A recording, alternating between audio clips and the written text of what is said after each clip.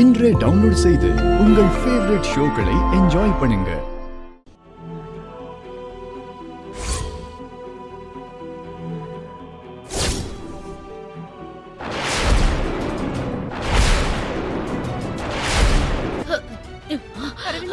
மாம், அங்கேயே நில்லுடா.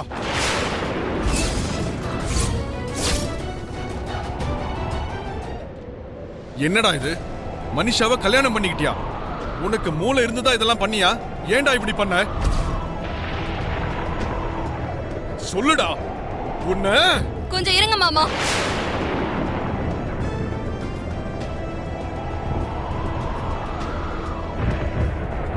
அவங்க 2 பேருக்கும் கல்யாணம் நடக்கல.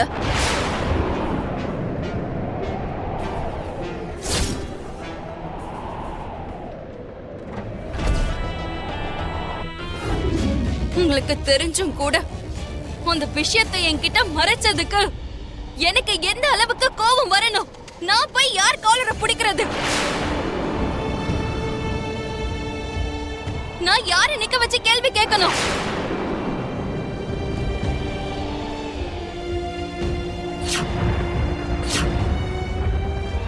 மித்ராவும் மனிஷாவும் காதலிக்கிறாங்கன்னு தெரிஞ்சதுக்கு அப்புறமும் அவங்களுக்கு கல்யாணம் பண்ணி வைக்காம மித்ராவோட எனக்கு எதுக்கு கல்யாணம் பண்ணி வச்சீங்க?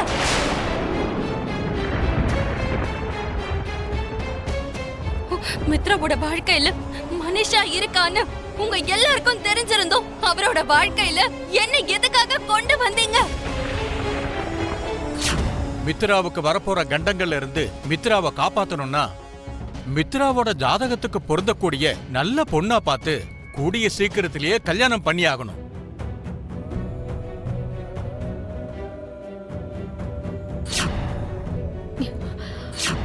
அரவிந்தா, மித்ராவோட ஜாதகத்தை பத்தியோ அந்த ஜாதகத்துல இருக்கிற கண்டங்களை பத்தியோ லக்ஷ்மிக்கு எந்த நிலைமையிலையும் தெரியக்கூடாது. ஒருவேளை தெரிஞ்சதுன்னா பாதுகாப்பா இருக்கக்கூடிய லக்ஷ்மி ஜாதகம் மித்ராவை காப்பாத்தாது.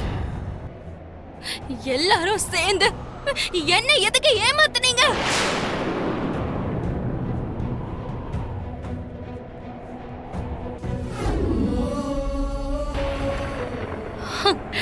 My dear friend விவேக், என்ன சைலண்டா இருக்க? அண்ணி, நம்ம இது பண்ணலாம் அது பண்ணலாம், இங்க போலாம் அங்க போலான்னு என்ன கொஞ்ச நேரம் கூட அமைதியாவே இருக்க விட மாட்டல்ல? அப்புறம் என்ன இப்போ இவ்ளோ சைலண்டா நிக்கிற? பிரதரா நினைச்சுக்கோன்னு சொன்ன, ஃப்ரெண்டா நினைச்சுக்கோன்னு சொன்ன. நான் சிரிக்கும் போது நீயும் சிரிச்ச, நான் அழுதா நீயும் அழுத. எப்பேற்பட்ட நிலைமை வந்தாலும் நான் உனக்கு துணையா இருப்பேன்னு சொன்ன. அந்த வார்த்தைக்கு பின்னாடி இவ்வளவு பெரிய ஏமாத்து இருக்கா? இப்படி ஒரு சூழ்ச்சி இருக்கா? சீதாராமர் கூட இருக்கிற லக்ஷ்மணன் மாதிரி நீ நினைச்ச. ஆனா உங்க அண்ணன் வார்த்தைக்காக சீதா தேவிய காட்டுல விட்டுட்டு வந்த அந்த லக்ஷ்மணன் மாதிரியே நீயும் எனக்கு ரொம்ப பெரிய துரோகம் தான் பண்ணிருக்க.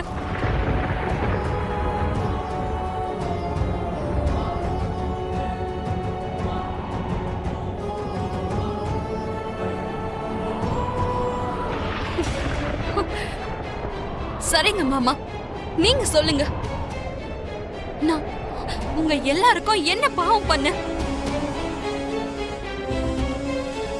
உங்க குடும்பத்துக்கு நான் என்ன துரோகம் பண்ண?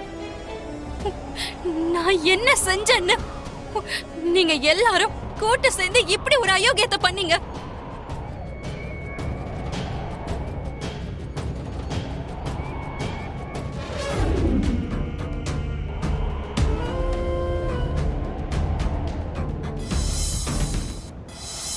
நீ படுத்து தூங்கு. அது இல்லைங்க, நான் லக்ஷ்மி, நீ படுத்துக்கோ. வா, ரெஸ்ட் எடு.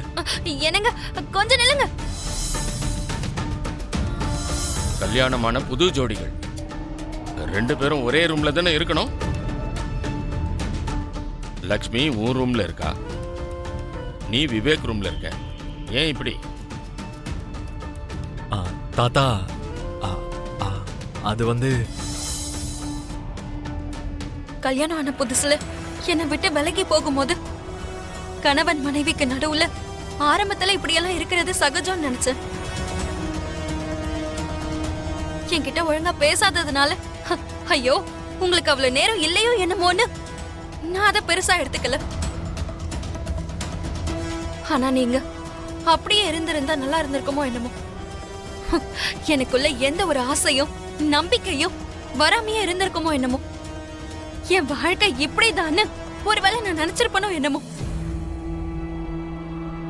ஆனா போக போக நீங்க என் கூட அன்பா பேச ஆரம்பிச்சப்போ நான் அவ்வளவு சந்தோஷப்பட்டேன்.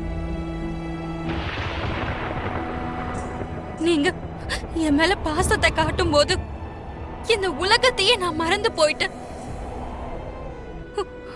உங்க மனைவின்ற மதிப்பு எனக்கு கொடுத்தப்போ என்ன விட இந்த உலகத்துல வேற யாருமே கொடுத்து வச்சவங்க இல்லைன்னு நான் நினைக்க ஆரம்பிச்சிட்டேன்.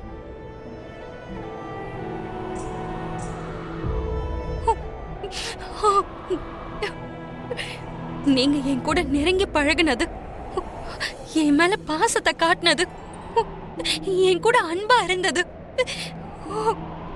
இது எல்லாம் வெறும் நாடகம் தானே தெரிஞ்சதுக்கு அப்புறம் என் வாழ்க்கை ஒரு பைத்தியக்காரத்தனமா கிறுக்குன வேஸ்ட் பேப்பர் மாதிரி தெரியுது.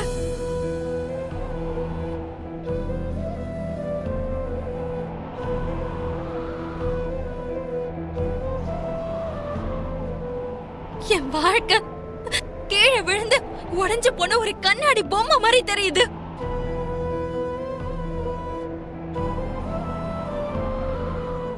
குறைஞ்சபட்சம் என் கழுத்துல தாலி கட்டினதுக்காகவாவது ஒரே ஒரு தடவை வாயை திறந்து உண்மையை சொல்லுங்க.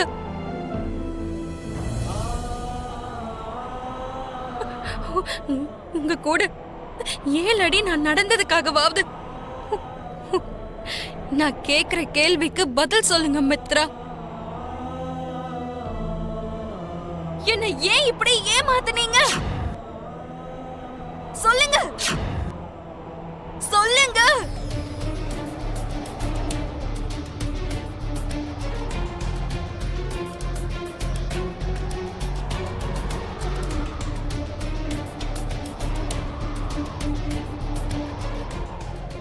ஓ, இவ்ளோ கேட்டதுக்கு அப்புறமும் நீங்க யாரும் எந்த பதிலும் சொல்ல போறதில்ல.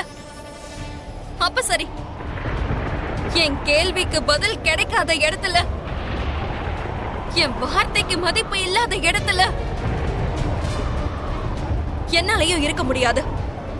இப்பவே இந்த வீட்டை விட்டு நான் வெளியில போறேன்.